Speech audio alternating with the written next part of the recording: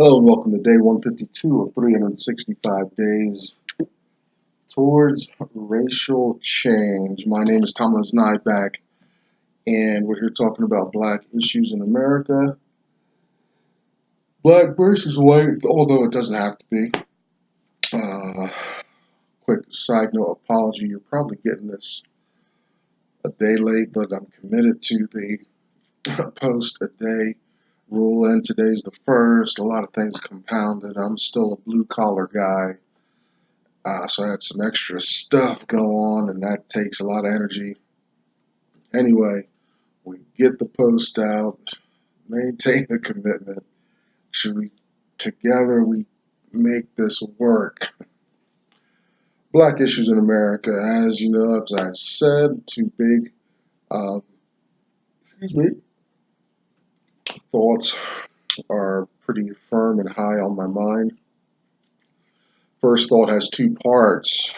The first part is the black mind. The black mind still a slave mind, still a mind fettered. Are we black folks living a conditioned mentality stemming back hundreds of years, and is that being passed on from generation to generation? Conversely, the white folks still exercise, maybe even unconsciously, attitudes of superiority, entitlement, expectation of power and privilege in not just the United States, but the whole world.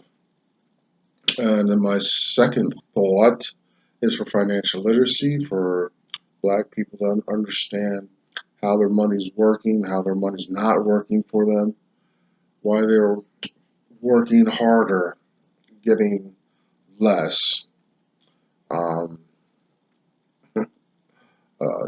Why financially,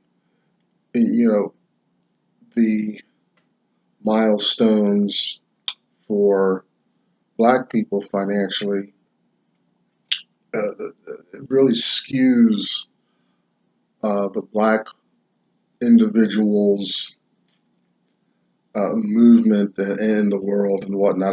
And what I mean by that is, white folks seem to have, they have these markers laid out and these values. And the system we live in is developed by whites. It's a white system, white values. And you see them, they're considering school, well, they're in general, they're in a good white school, and that a lot of them are considering higher education, and not as a result of them entertaining or playing a sport, but it's just the process, the values of that late teen white person, and they can do that financially. Black folks, are doing hit a lot of markers much later in life. Now, the biggest thing though is family development and how that looks financially is where, I was just looking today, and I actually see this often where the city I live in, it's a growing city, it's attracting big dollars. So you have these more affluent white folks, younger, because from the tech industry, younger and white, but you see them hit these marks. So we talked about education. Next mark is, in their early mid-20s, they're already having the marriage story. And I saw the cliche walking down the sidewalk today.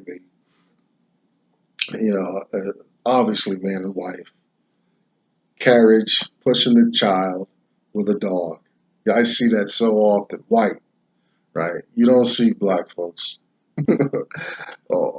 with that marker commonly. we have our children outside of marriage and all that, a whole different value system. Now, I actually, it's kind of hard for me to judge it or say anything because uh, I'm conditioned for that system. I remember struggling very hard in my mid 20s to make some of these markers happen, but I found out I was my foundation was on too much quicksand. You know, we can go talk about things spiritually and all that, but I didn't realize, being a black person, there were some things I had to reconcile that I hadn't even begun. It was going to be another 25 years later before I got serious about some issues. Um, uh, you know, Black identity in the nation and the world, it was probably a bigger factor than uh, the drug use, alcohol use. Those were the tips of the iceberg, outward signs of of some deeper issues. Uh, my onion was huge. There were, you get an onion. The older it gets, the outer skin or whatever you call it dries up. So there was just decades of that to wade through. So black folks, I want black folks to understand something about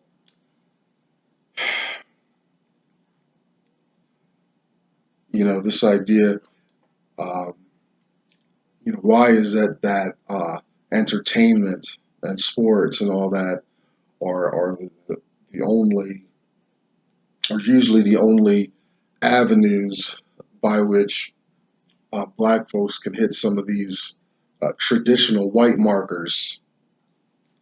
Um, you know, become an athletic star, then yeah, you get in you go to higher education, coming out of high school or whatever. You do the family thing, early mid 20s, you know, and you're the black couple, the extremely rare black couple walking down the sidewalk, pushing a child, dog at their side. So that's the interesting thing about money. Also, as I talk about a lot, disposable income. Get some mentorship. I'll tell you a quick story. I do some side work. That's what makes this late post. Sidewalk. It's way on the other side of town. It's a hassle and stuff. And I was getting a little fed up with it. And I have a relationship with God and stuff. So I believe I got some wisdom today from God, because I was like, man, I'm tired of this. Um, the money's great, but it eats away at a lot. And I feel like God said to me, um, in the way God speaks to me, don't you can leave that and invest your time and other stuff. The money comes and goes. But this individual, this white woman I met um, through something called Nextdoor. Check it out. Hey, if you're here, you need a side hustle, go to nextdoor.com and tell people you'll rake leaves, walk dogs, you benign, safe interactions, and see what kind of response you get. You pick up a few dollars and make some good, solid relationships. So, long story short, I feel like God's told me, you want to stick with this individual and her husband. I won't go into this big long thing. They're getting married. She's not. They're not married yet. Her soon-to-be husband. So anyway, if I could stay on point, uh, she knows money and she talks a lot. I can tell if I could just sit down with her. I was about to broach a conversation like that today, but things were kind of twisted.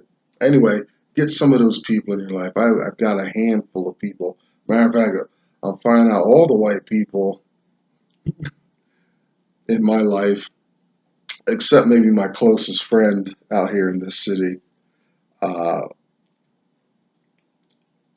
well, actually, him too, have a financial literacy, and you want that. You want to get that.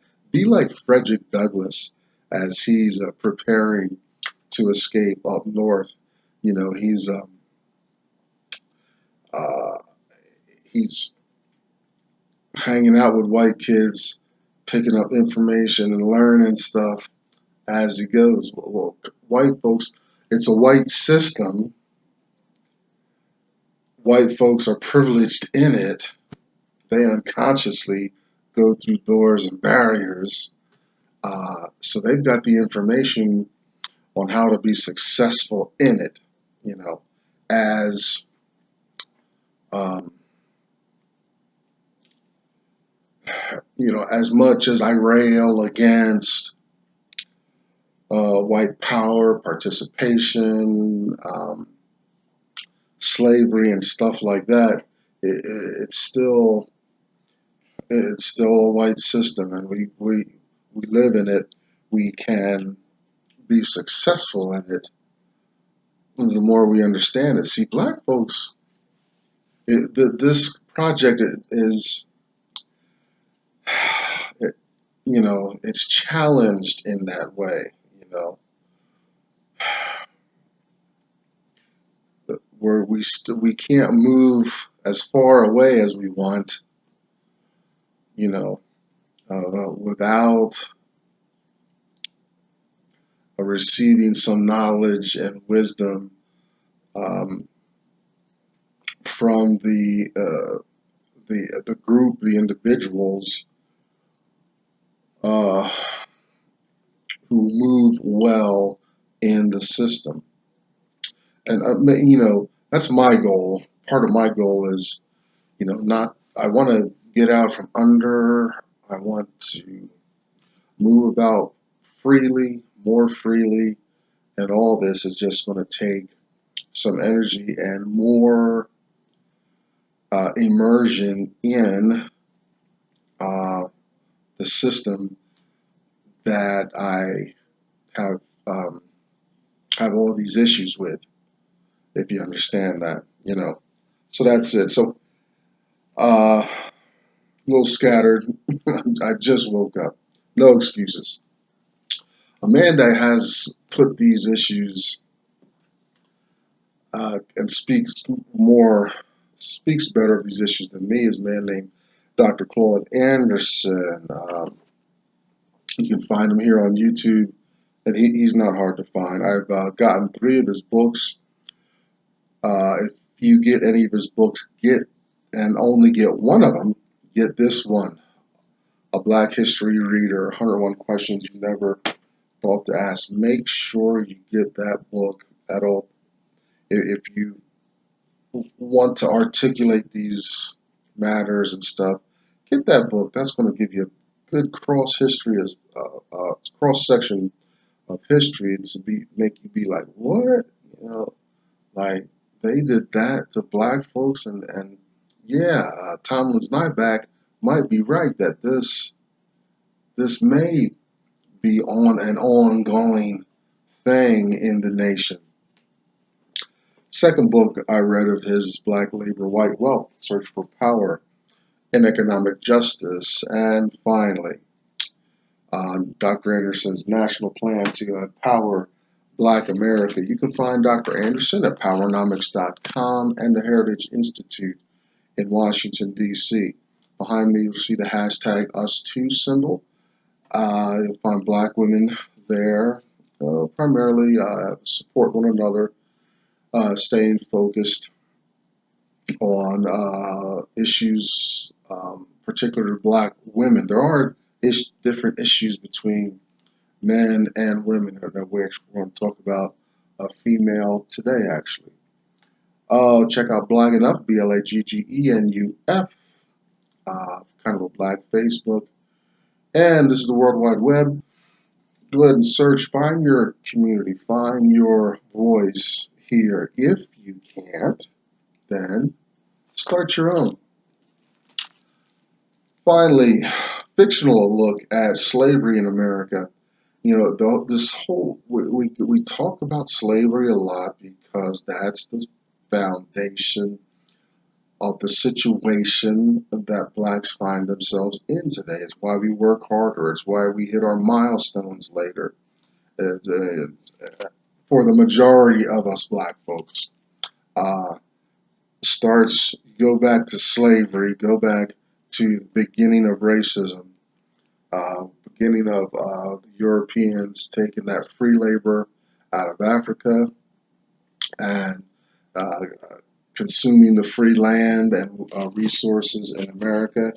And that's going to get you, you're going to understand this ongoing thing in the world.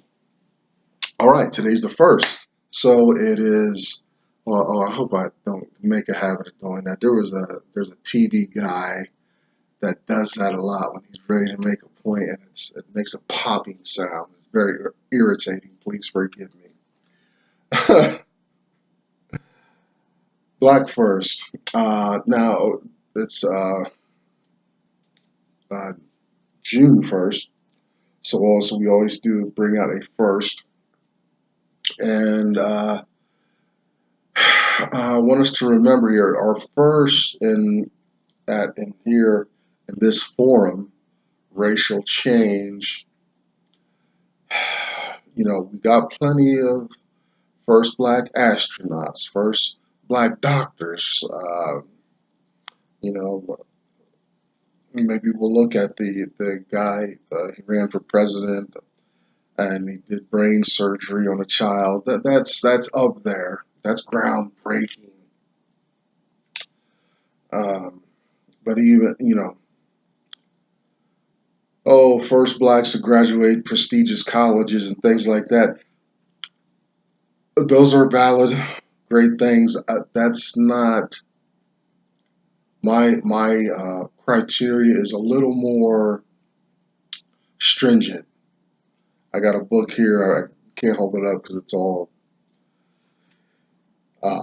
secured to my stand here. You can't see my stands; they're off camera. It's called Black First. It's a big tome of Black First, about 4,000 entries. But only a minor fraction of those entries are of a black person doing something first. I'm looking for the innovator. I'm looking for that person that's done something different in the world.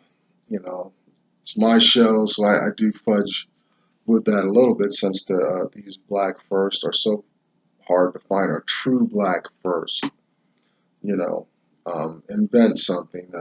Be like the peanut guy, you know, making all these products from peanuts. You know, we'll probably have him one of these. We got 6 more first to go, so I'm sure we'll dial him in. But that's what I'm looking for. You know, someone that brought something new to the world. You know, outside of white control. Something that no white person's ever done. That's a black first in my book here in this forum. Now with that, I do I'm trying to be fair to women, and so that's an even harder category to fill. A black woman doing something first, something that no white man has ever done. That's a big, tall order. So I don't think I've stumbled on to that yet, except maybe giving birth. Okay, we'll give you that. Right. Thank you, all the black mothers, for going through that experience. No white man's ever done that. Oh boy. Oh, but the way we're going, science maybe trying to usurp that as well. So that's a black first. That's how I define it. You can say, wait, man, there's black, you know, there's Jesse Owens in the Olympics and all that. Well, white folks have been doing the Olympics centuries before that, and they ran races and tracks and stuff, and sports, forget about it. I'm probably not going to have any sports people here, because, it's, it's whites invented all these games and stuff like that, maybe, find me a black sport and that black controlled, black created, then you'll find some black first, but baseball, football, hockey and all that. There was even, occasionally you'll see a black hockey player in the NHL, but that's too many white folks came before him, so that he doesn't count, So now that you understand the criteria, we'll get into it. Today we are talking about a female, because black first. This is a black female first. Uh, it's about navigating. That's why it's so many black first don't qualify in my book. It just means that you navigated the white system, and this person with black pigmentation, a high level of melanin in their skin, navigated the system, because the system is so prejudicial to the appearance of these black folks with a different kind of nose and whatnot. You know, so we applaud those black folks, that are first to graduate Harvard or first to pass the bar or something like that. It's because the white system put them down. Remember Cuba Gooding Jr. in the story about the Navy diver, right? The first black Navy diver. Well, white folks have been Navy diving long before that gentleman did it. It's a great accomplishment, that he endured the white system that tried to do everything to prevent him from pursuing and realizing his dream. So this black female first is an interesting little tidbit. Her name is Addie Wyatt, born 1924. She died recently, in 2012. Very civil rights activist. Um, but we got our mixed feelings about civil rights, social integration, and all that. But we're glad, I'm glad it's civil rights movement and social integration is not ahead of us. I'm glad it's behind us. We know, if you follow the argument here, and we're not going to go expand on it here, but they were failed initiatives for black folks in America. We came out even having less than when we went in. In my book, our potency was diluted, and we did not get what we were really after: wealth and resources. Instead, we got bussed out of our communities for education, and other groups attached themselves to us, and the message was nearly lost. So that's we're not going to go into that, but she was the first president of Meat Cutters, Amalgamated Meat Cutters Union, and she actually stayed in there long enough to become vice president, international vice president of that union. Apparently, they're pretty big. Had a major strike in 1904 that predates her relationship with it, but it was a big notable strike in Chicago. And we're not talking about this strike involved 18,000 members. It was successful because it was supported by other unions in the city. But we're not talking about the person, you go to your local supermarket and the person, you say, I want a half pound of London broil. I love London broil.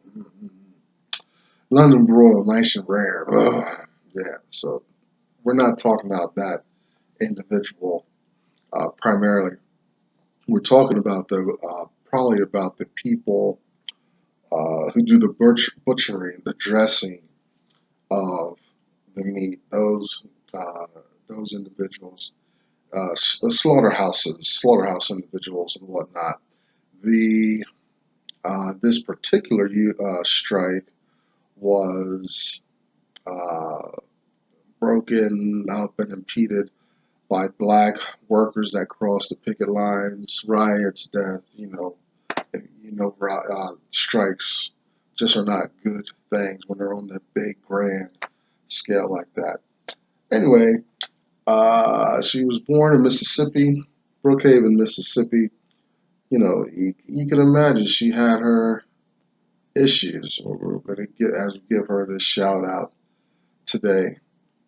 But then later moved north to Chicago. She,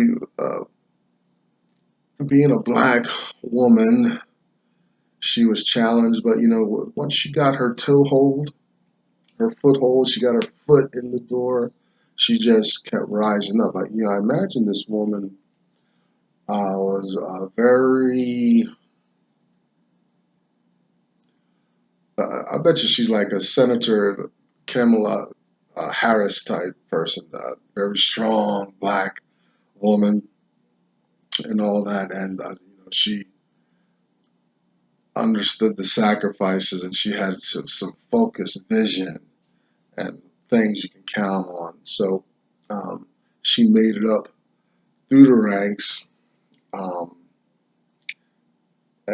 it's difficult for black women, in general, overall, because the black male, he's an easy target and all that, and black women actually have a harder time kind of maneuvering as well, especially being laden with children, child care and stuff like that. So there's what a cross to bear.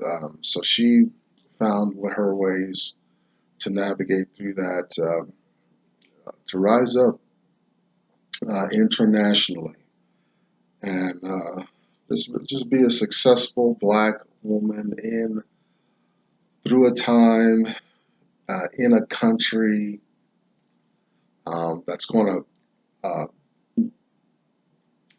do a lot of things to impede black progress and growth. So that's our Black First today, and tomorrow we're going to pick up on part 2. We were getting into